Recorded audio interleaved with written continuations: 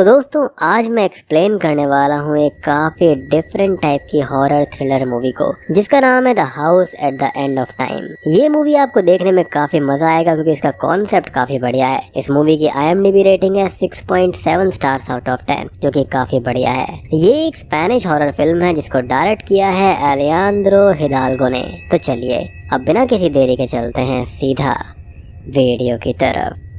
Movie की starting में हम डल्सी नाम की एक लेडी को देखते हैं जो कि इंजर्ड होकर अनकॉन्शियस पड़ी हुई थी। अब डल्सी को तभी अचानक से होश आता है जिसके बाद में वो बेसमेंट में जाती है जहां पर उसको अपना हस्बैंड हुआन दिखाई देता है जो कि इस दुनिया से जा चुका था और उसको स्टैब कर मारा गया था। अब डल्सी को कुछ भी समझ में नहीं आता जिसके बाद में वो अपने बेटे लियो को ढूंढने जाती है और लियो मिल भी जाता है। डल्सी लियो को अपने पास बुलाती है लेकिन तभी कोई हाथ आकर लियो को पीछे अंधेरे में कमरे में कहीं खींच लेता है और कमरे का दरवाजा अपने आप ही बंद हो जाता है जिसके बाद में ये सीन यहीं पर कट हो जाता है। अब अगले सीन में कुछ पुलिस ऑफिसर्स डल्सी को जेल में ले जा रहे होते हैं क्योंकि डल्सी पे इल्जाम था कि उसने ही अपने पति को मारा है और सबूत के तौर पर वो नाइफ जो होता है उसके ऊपर डल्सी के ही फिंगरप्रिंट्स के निशान थे। लेकिन डल्सी इस इल्जाम को मानने से इनकार कर देती है और ये कहती है कि उसने अपने हस्बैंड को नहीं मारा और हमने भी यही देखा था कि ना तो डल्सी ने अपने हस्बैंड को मारा और ना ही चाकू को छुआ था और फिंगरप्रिंट्स उसी के थे और उस वक्त वहाँ पर कोई और मौजूद भी नहीं था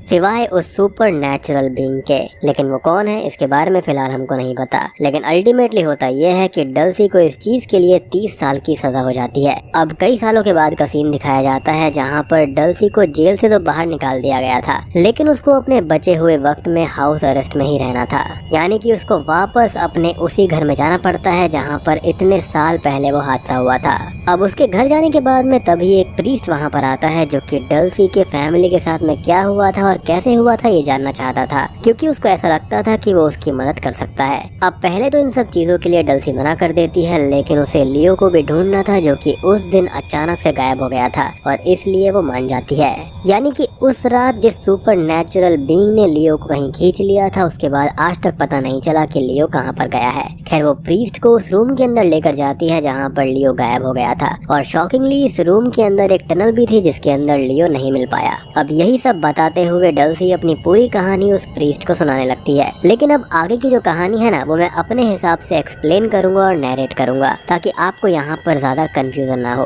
क्योंकि यहाँ पर काफी सारी टाइमलाइंस हैं जिनकी वजह से आप कंफ्यूज हो सकते हो।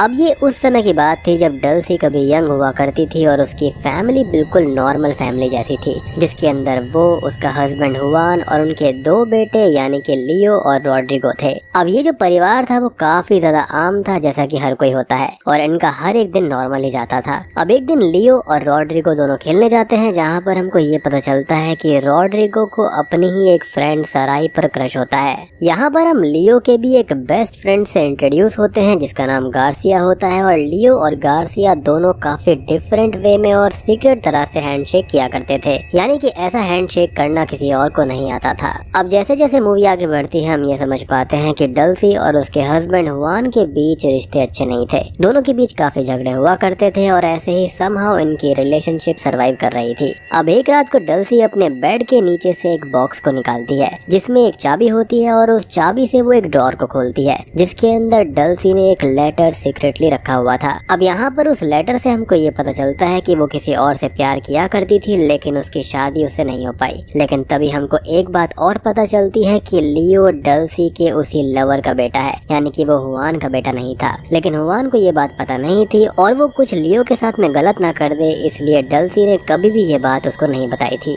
अब ऐसे ही एक रात को हुआन और डल्सी के बीच फिर से झगड़ा होने लगता है जिससे गुस्सा होकर हुआन घर से बाहर चला जाता है और डल्सी कुछ सोचते हुए चेयर पर बैठ जाती है। अब उसी वक्त अचानक से ही डल्सी के रूम के दरवाजे पर बहुत जोर से नॉक होती है और नॉक्स बहुत ही ज्यादा लगातार हो रही थी। अब डल्सी को तो पहले ये लगता है कि शायद से ये उसके बेटे लियो की शरारत होगी इसलिए वो चिल्लाकर उसे वहाँ से जाने के लिए बोलती है लेकिन नॉक्स नहीं रुकने पर जब डल्सी उठकर जाती है तब दरवाजे के पास खड़ी हुई एक लेडी उसको पकड़ लेती है। डल्सी समहाउ अपने आप को बचाती है लेकिन वो वहीं पर गिर जाती है। देखने से ये पता चलता है कि वो लेडी काफी एजेड थी। अब लेडी दरवाजे के चेन को खोलने की कोशिश करती है ताकि वो अंदर आ पाए लेकिन डल्सी एक सीजर लाकर उस लेडी पर अटैक करने लगती है लेकिन तब तक वो लेडी वहाँ से चली जाती है। डल्सी को लियो और रॉड्रिगो की चिंता होने लगती है और तभी उसे ऐसा लगता है कि लियो के कमरे में कोई है और वो उससे बात कर रहा है और इसलिए ही डल्सी जल्दी से अंदर जाती है, लेकिन वहाँ पर कोई भी नहीं था। और दोस्तों यहाँ पर ये ओल्ड लेडी वाला जो सीन है ना, इसको याद रखना, आगे आपके काफी काम आएगा। खैर अब दूसरी तरफ हम रॉड्रिगो को देखते हैं जो कि अपने ही कमरे में सो रहा होता है और उसके भी दरवाजे के बाहर कोई नॉक करता है तो रॉड्रिगो कंटिन्यूअस नॉक से डर जाता है और चादर को अपने चारों तरफ लपेट कर बैठ जाता है, जो कि बच्चों के लिए काफी आम बात है। डरने के बाद में वो ऐसा ही करते हैं। इनफैक्ट काफी तो बड़े लोग भी ऐसा करते हैं। मतलब कि हनुमान चालीसा एक तरफ, एग्जॉर्सिज्म एक तरफ, लेकिन चादर का ओढ़ कर बैठना एक तरफ, क्योंकि लगता है कि इससे शायद वो लोग बच सकते हैं।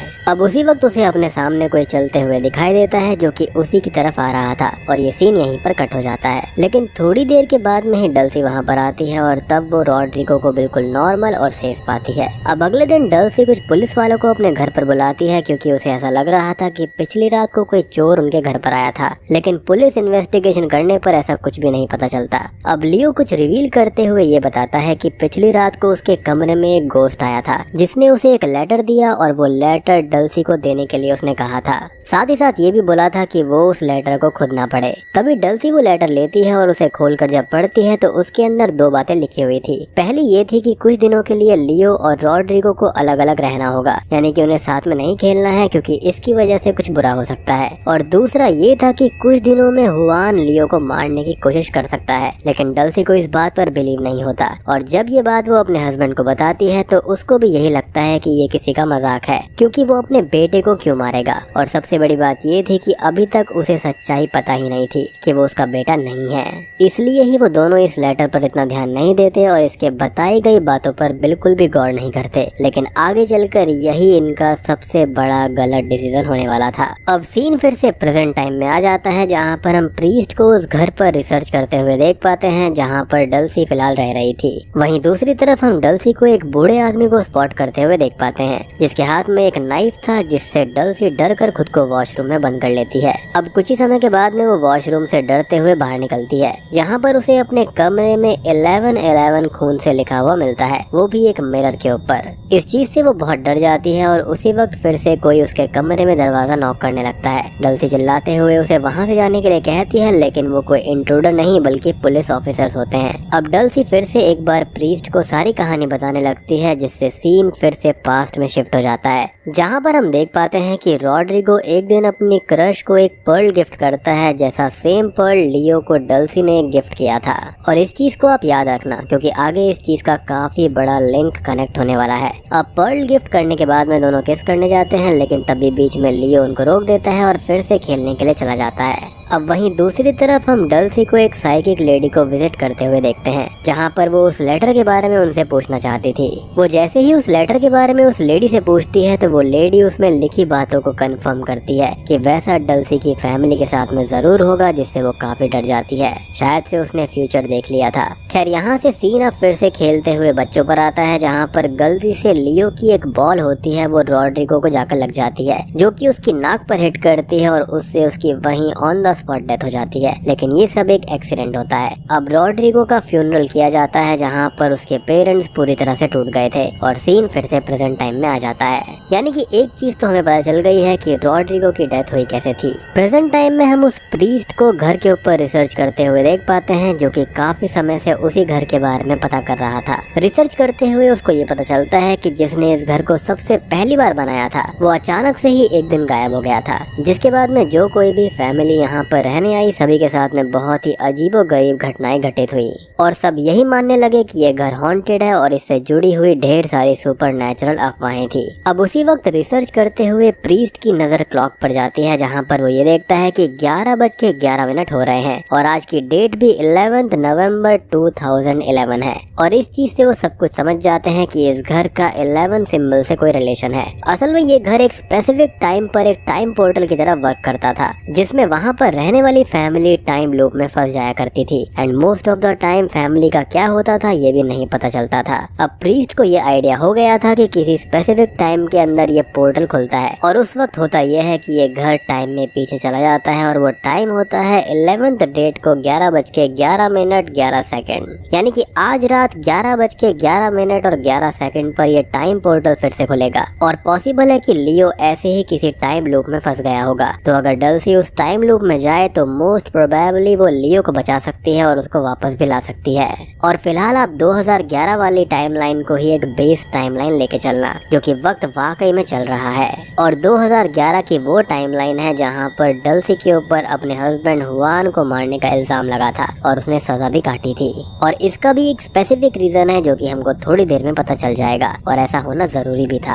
अब प्रीस्ट ये सारी बातें डल्सी को बताता है और उसी रात को 11:11 और 11 सेकंड पर उसे टाइम में पीछे जाकर सब कुछ ठीक करने के लिए कन्विंस करने लगता है। जिसके बाद सीन फिर से पास्ट में चला जाता है। अब पास्ट में हम देखते हैं कि हुआन अपने बेटे रॉड्रिगो की डेथ से बहुत ही दुखी है और जब उसका सिगार नीचे गिर जाता है तो उसे वही बॉक्स दिखता है जिसे डल्सी ने बेड के नीचे रखा हुआ था, जिसके अंदर उसे वही चाबी मिलती है और वो उसी ड्रॉर को खोल भी लेता है जिसके अंदर डल्सी के लवर का लव लेटर था और वो उस लेटर को पढ़ लेता है, जिसके बाद में वो रोने लगता है। अब सीन फिर से प्रेजेंट टाइमलाइन यानी कि मेन टाइमलाइन 2011 में आता है, जहाँ पर हम बूढ़ी डल्सी को देखते हैं जो कि रात के 11:11 और 11 सेकंड होने का इंतजार कर रही थी। और जैसे ही रात के 11:11 होते हैं, ये घर जिसके अंदर डल्सी करंट में रह रही थी वो टाइम में पीछे चला जाता है। अब इस पॉइंट से मूवी काफी ज्यादा कॉम्प्लिकेटेड होने वाली है, इसलिए मैं आपके लिए इसको इजी कर देता हूँ। तो इस मूवी के अंदर फिलहाल बेसिकली हम 3 टाइमलाइन को देख पा रहे हैं। पहला वो टाइमलाइन है जब तक रॉड्रिगो जिंदा था, यानी कि रॉड्रिगो के मरने से पहले की टाइमलाइन।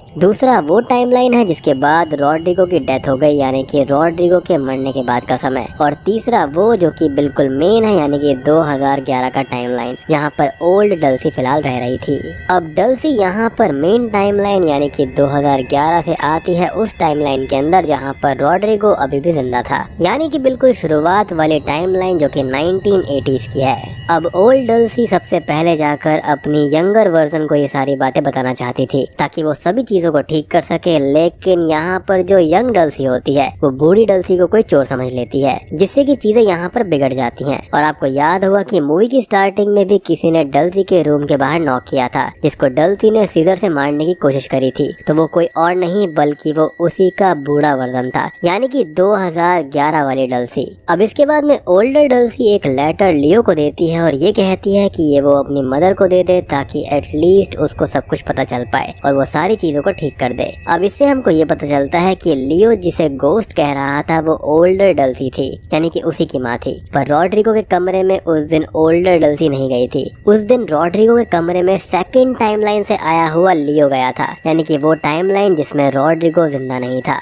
अब आप ये सोचेंगे कि लियो यहाँ पर कहाँ से आ गया। तो लियो जैसे ही टाइम ट्रेवल में आया था उसे आइडिया भी नहीं था कि उसने टाइम ट्रेवल किया है, और उसने जैसे ही फर्स्ट टाइमलाइन के रॉड्रिगो को देखा तो उसे विश्वास नहीं हुआ कि वो जिंदा है, क्योंकि उसी के हाथों से रॉड्रिगो की डेथ हुई थी। और यहाँ पर आकर वो रॉड्रिगो को हक कर लेता है और उसे वो पर्ल भी दे देता है जो कि उसे उसकी मदर ने दिया था। और यही रीजन है कि हमने रॉड्रिगो के पास में उसी पर्ल को देखा था जो कि सेम टू सेम उस समय पर डल्सी के पास था। और फिर वो पर्ल रॉड्रिगो ने अपनी क्रश को दे दिया था, यानी कि सराई को, जिसके बाद में सराई के पास में वो पर्ल आ गया था। और यही रीजन है कि रॉड्रिगो के फ्यूनरल पर एक सीन के अंदर हम लियो और सराई दोनों के पास में एक ही पर्ल को देखते हैं, जो कि सेम ही दिख रहे थे क्योंकि पर्ल सेम ही था, लेकिन दोनों ही डिफरेंट टाइमलाइन के थे। यानी कि रॉड्रिगो की डेथ के बाद में एक दूसरी टाइमलाइन बन गई थी जिसके अंदर से लियो ट्रांसपोर्ट होकर यहाँ पर आ गया था, यानी कि टाइम ट्रेवल करके यहाँ पर आ गया था पहले टाइमलाइन में जहाँ पर रॉड्रिगो की डेथ नहीं हुई थी। और वो उसको देखकर काफी इमोशनल हो गया था। इनफैक्ट उसको ये लग रहा था कि ये सारा कुछ एक सपना है। अब टाइम ट्रेवल का इफेक्ट खत्म होने लगता है और जो कैरेक्टर्स टाइम ट्रेवल करके वहाँ पर आए थे वो अपनी अपनी टाइमलाइन में जाने लगते हैं। और उसी वक्त सेकंड टाइमलाइन के लियो के आगे से पहली टाइमलाइन का रॉड्रिगो गायब होने लगता है और लियो को ये लगता है कि उसने जो भी देखा वो सब सिर्फ उसका एक सपना था। और इसी तरह से ओल्डर डल्सी भी अपनी मेन टाइमलाइन यानी कि 2011 में चली जाती है। अब स्टोरी फिर से पास्ट में आ जाती है जहाँ पर हुआन लियो को मारने वाला होता है, क्योंकि उसको ये लग रहा था कि लियो ने जानबूझकर रॉड्रिगो को मार डाला और लियो उसका बेटा था भी नहीं,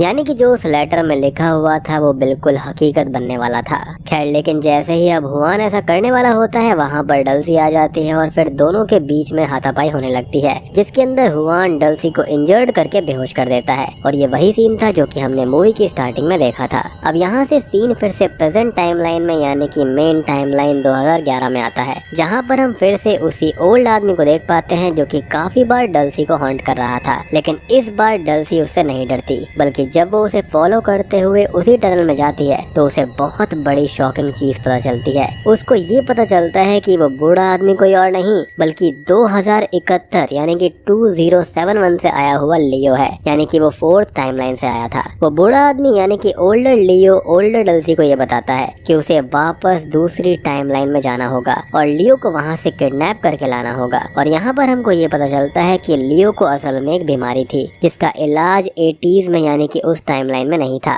और उसका क्योर 2011 के अराउंड ही खोजा गया था। यानी कि अगर लियो को 3rd टाइमलाइन में लाया गया तभी उसे बचाया जा सकता है। इसलिए ओल्डर डल्सी फिर से टाइम ट्रेवल करती है और इस बार वो लियो को अपने साथ ले भी आती है। अब आप लोग यहाँ पर ये भी समझ गए होंगे कि जिसने लियो को स्टार्टिंग में अंधेरे में खींच लिया था तो वो कोई सुपर नेचुरल बीइंग नहीं थी, बल्कि वो यहाँ पर उसकी खुद की माँ थी, यानी कि ओल्डर वर्जन ऑफ डल्सी थी। लेकिन अब आप ये सोचेंगे कि तो हुआन को मारा किसने? तो उसको भी डल्सी ने ही मारा था, जी हाँ, लेकिन ओल्डर डल्सी ने। लेकिन वो कैसे? तो यहाँ पर वो सिर्फ उसको किडनैप ही नहीं करती है बल्कि वो हुआन को भी स्टैब करके मार देती है। और वो ऐसा इसलिए करती है क्योंकि उसे ओल्डर लियो ने बताया था कि उस दिन हुआन 2nd टाइमलाइन के लियो को मारने वाला है, तो अगर उसे बचाना है तो हुआन को मारना ही पड़ेगा, यानी कि अपने हस्बैंड को खत्म करना होगा। और इसलिए अब आपको समझ में आ गया होगा कि दूसरी टाइमलाइन में डल्सी के बेहोश होने के बावजूद भी हुआन को किसने मारा था। और ये भी समझ में आ गया होगा कि दूसरी टाइमलाइन की डल्सी को पुलिस ने अरेस्ट क्यों किया था, जिसकी वजह से ये तीसरी टाइमलाइन यहाँ पर बनी थी,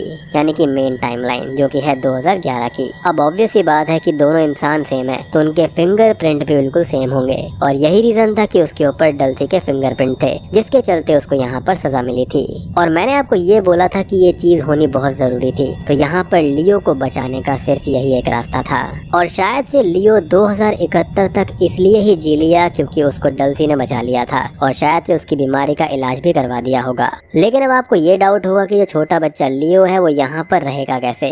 तो लियो अब 2011 में आ जाता है और यहाँ पर हमको एक और शॉकिंग ट्विस्ट पता चलता है कि वो प्रीस्ट कोई और नहीं बल्कि लियो का ही बचपन का फ्रेंड गार्सिया है। जी हाँ, जहाँ पर दोनों फिर से उसी तरह से हैंडशेक करते हैं जैसे वो बचपन में किया करते थे। अब देखो यहाँ पर डल्सी बूढ़ी हो चुकी थी और उसकी सजा भी चल रही थी, तो वो इस हालत में नहीं थी कि वो लियो को संभाल पाए। इसलिए गार्सिया लियो को अपने साथ में ले जाता है और ये सारी बातें वो सराई को बताता है, जिसके बाद में स्टार्टिंग में सराई तो हैरान हो जाती है, लेकिन एंड में वो लियो को अपने साथ रखने के लिए कन्विंस हो जाती है। और इसी तरह से लियो यहाँ पर बड़ा होता है और 2071 तक चला जाता है। और मेरे ख्याल से ये सारी चीजें बताने के लिए और टाइम लूप को तोड़ने के लिए वो वापस इस घर में आया होगा ताकि वो सबको ही वार्न कर पाए। और बूम, ये मूवी यहीं पर खत्म हो जाती है।